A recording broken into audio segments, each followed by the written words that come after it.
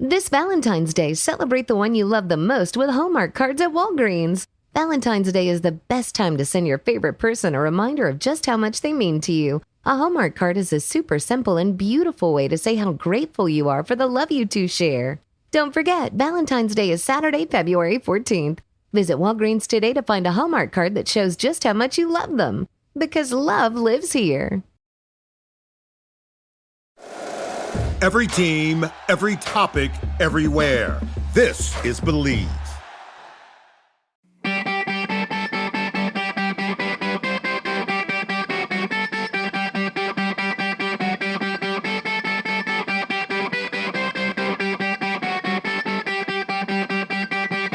Welcome back to another Short Shifts episode. We got 10 minutes on the clock. We're taking a short shift here. Vex has no idea what the topic is going to be. I am Topher Scott. I am the leader on this magic carpet ride. Vex, my co-pilot, are you ready, my friend? Yes, let's go. That was the best one yet. Let's go. Keep going. Okay, I think we've talked about this on a previous episode, not a short shift, but I got an email from a coach last week that suggested this. So again, we take your suggestions. If you have some, let us know. DM us, email, whatever it may be. And they're talking about lopsided games. So when a game gets out of hand in youth hockey, what does a coach do? From the coach who is winning that lopsided game and then potentially the coach that's losing the lopsided game. She emailed me very unhappy with their team was losing and the other coach, she didn't agree with what that coach was doing as they were getting smoked. So wondering what your thoughts are. Lopsided games. Let's start with you're the coach whose team is winning. You know, they've stopped putting the score up on the scoreboard because it's, you know, they've stopped putting it up. There's been too many goals. It's too wide. You're that coach. Go. All right. The first thing I'd do, I would call a timeout. I'd bring my team over. I'd pull up YouTube. I would search the Mighty Ducks numero uno. And then I would play Coach O'Reilly? No, whatever his coach in the first one's name was. It's not worth winning if you can't win big. I'm totally joking, Mama Bear. However, Mom who wrote that in. However, life is not fair. And I don't think that the players should stop trying. But I do think that once it gets up to, I don't know, above 7, institute rules. You've got to make 3 passes before a shot. Every shot, you have to make 3 passes. If you miss a pass, you got to start 3 passes over. Like, let's start making some rules for the players and also talk to them about dignity. And when you score now, you go back and line up. You don't have to come through the line every time because I'm happy you're smoking this team. However, let's not take away their dignity. So, you know, create rules, but also like, I think it's more embarrassing if a player gets a breakaway and you turn around. Then the game becomes like a sham, you know, like for me, I don't like that personally. What are your thoughts on that from the winning side? Well, let me ask you, you talked about rules first. What would potentially some of those rules be? What would some of those standards be that you would give to the team? Well, first I would make everyone play a different position. Defense would be at all 6D are on forward. 6 guys are going back. The D might play forward the rest of the game. And then I'd switch the 2 lines of forwards with the other 2 lines of forward back on D. I'd make everybody play their offsides, all that type of stuff. And I want you trying and really try to like learn this new position. Let's use this as a chance to get better.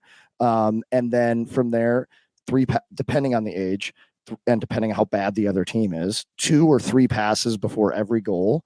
Or, you know, maybe it might be something like the only guys who can shoot it unless it's a 2-on-1 or a breakaway are the D-men. So we got to get it in the zone. I want you to play down low, get it up top. Let's work on shooting from the point. D-men, you work on walking the line, getting your shot through. Everybody else work on tips, screens, battling around the net. Like, let's start to practice some things that are just going to make us better. And again, it all depends on how bad the team is. You could institute neutral zone rules. Okay, we have to rocking horse or hinge, whatever you call that, every single time there's a transition. And then maybe it's like we got to hinge twice or rocking horse twice. You know, don't let Coach Naruto hear you say about. Yeah, about dude, I love hinging. I don't care what he says. I friggin' love hinges. Loved when the D would hinge and I'm the guy coming back, circling and gaining speed. Nobody stopping coming through the neutral zone. Get off me. What are your thoughts on being on the winning side? Yeah, I agree, man. Like, I don't think I don't think there's anything better than creating some type of rules that makes it a little bit harder for you to score. And yeah, you did some good ones. Maybe you can only score off a one timer, Yeah. or you can only score on a backhand shot, Yeah, I like or that. like just like little things like that. You have to make a certain amount of passes, changing positions. I love that what you said too. I think that's really good. Again, I'll tell the story like I tell it a lot of times, but for people who may not have heard from before, like I had a coach in Bantams, and Vex was on the losing side of this, but like I had a coach in Bantams. Our team was really good. We played an entire game, multiple actually entire games without a goalie. We played multiple games where we had, 3 lines of forwards and 6D. And during the first period, one of those forward lines and one of those D pairs was up doing dry land while the other 2 lines played. And then in the second period, that line would come down, get their stuff on, and they would play, and another line would go up and do dry land. So we played games 5-on-4 where we were 4. So like just finding ways, again, I don't know if you can get, this was 20 years ago. I don't know if you can get away with that nowadays. But yeah, I think just finding ways to make it a little bit more difficult to score by working on some things. And again, yeah, like I agree with you. Like if you're on a breakaway and you dump it in the corner, or, because I remember doing stuff like that. I remember being in a couple of those games where, we were the team that was up and I had already scored a bunch of goals and I get a breakaway and I was like, I don't want to score again. And I turned around once. I think I shot one literally into the corner. And like looking back, it's like, well, that would be more embarrassing if I was on the other team. I was trying not to embarrass them, but that is, and it's just stupid, so.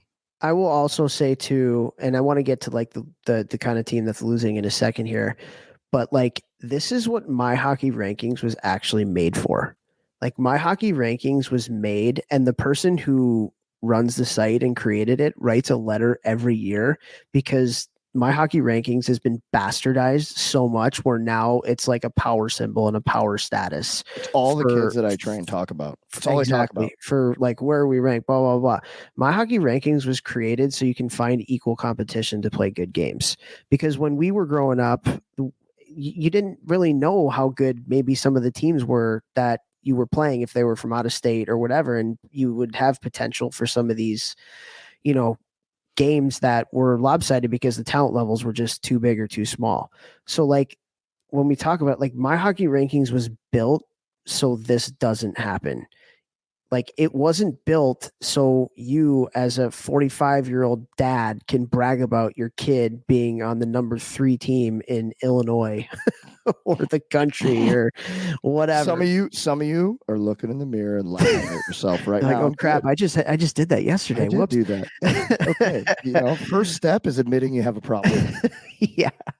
So like literally like that's, and hopefully like My Hockey Rankings can help to like not have so many games like this, but obviously it's going to happen in tournaments or whatever it may be. So just letting you know that like that's what My Hockey Rankings was created for, was so teams could schedule games against teams that they would have good games against, not a status symbol. What about if you're like the team that's getting pumped? Like what are some things that you could potentially do as a coach to get your team through those kinds of games, because those are never fun? Yeah, what would you say? Time out. Call the boys over, and it's more of a dignity thing. Guys, there's going to be times in your life where you're down and you keep getting kicked. All that I care about is that you get back up, because whether it's hockey, school, a relationship, your family, whatever it is, business later in life, you're going to have bad days. All right. What matters most is that you pick yourself up, you dust yourself off, and you stay resilient and you continue to attack. You continue to find a way to get better, to work hard. Let's take something out of this, because if we waste the next 10 minutes, 12 minutes, however many minutes are on the clock, and don't try, and we're doing, we fold the tent, or we start to get crazy and take penalties, like that's not going to help you later in life. It's not going to help you now. Let's do this for each other, and let's go out there and work as hard as we can and do the best we can and learn from it and get better tomorrow. I love that. Another thing you can do too is like taking in like 5-minute increments. Hey, let's just win. Like, okay, it's 8-0. let's make it 8-1 in the next 5 minutes. Let's win the next 5 minutes. And then let's try to win the next 5 minutes after that, and just kind of try to like, I like that. Shorten it up. So, hey, we might have lost the game, but let's win this battle. Yeah. Let's pretend. Let's get something out of this, 0-0. guys. It's 0-0 for the next 5 minutes. Let's try to win this next 5 minutes. That's all we're thinking about. The rest of the time has not happened. I love that. Also, I know we only got 30 seconds, but when you said timeout, for all the people that are our age, my mind instantly went to Saved by the Bell. Oh, Zach Morris every time. Timeout, and then everybody just stands there. Dude, love it. And think about how fun that was for them to act it out. They I'm sure. Pause. And they can't 5 seconds. anything. Share the show. Hey, love you guys. Share the show.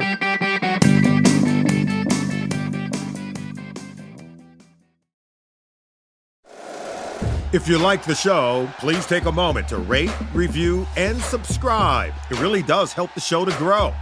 Thank you for listening.